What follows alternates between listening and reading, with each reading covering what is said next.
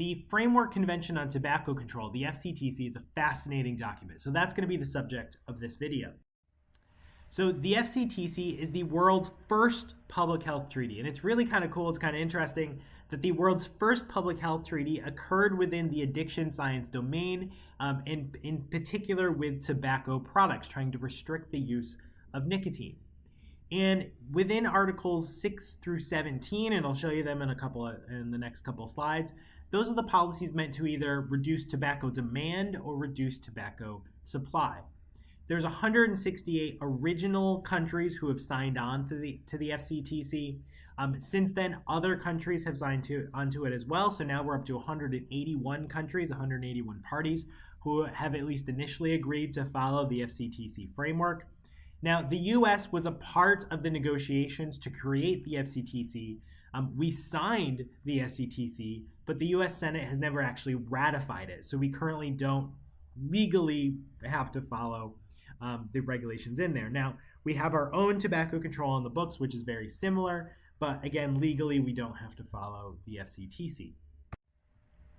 So again, just kind of briefly what's in it. Now, overall, it's a relatively large document. There's 11 different parts. There's 38 articles, but really parts 3 and 4 are the ones most relative to public health and relevant to this course.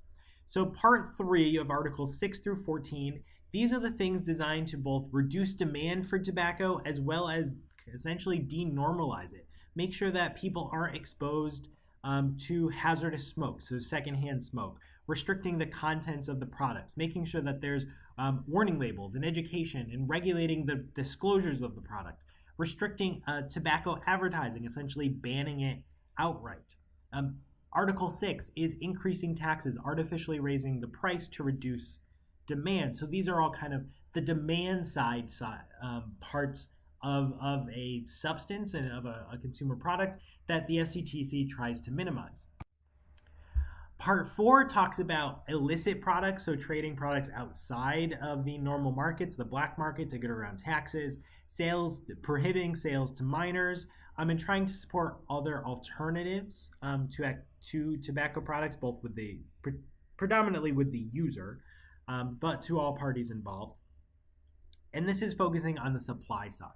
Don't supply tobacco to minors. Don't supply tobacco on the illicit trade market. And the illicit trade market is very interesting. And I'll kind of end with this kind of aside. Most tobacco sold in the illicit trade market, so on the black market that gets around federal taxes, national taxes, is sold by the industry itself.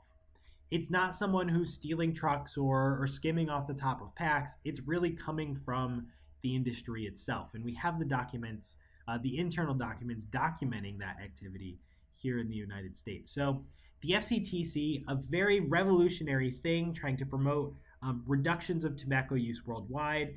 We're trying to promote something similar with alcohol, and there will certainly be groups that will be promoting something similar with marijuana in the future. There may be even groups trying to promote something similar with things like opioids and cocaine and other illicit substances to further reduce their use from their already relatively low levels.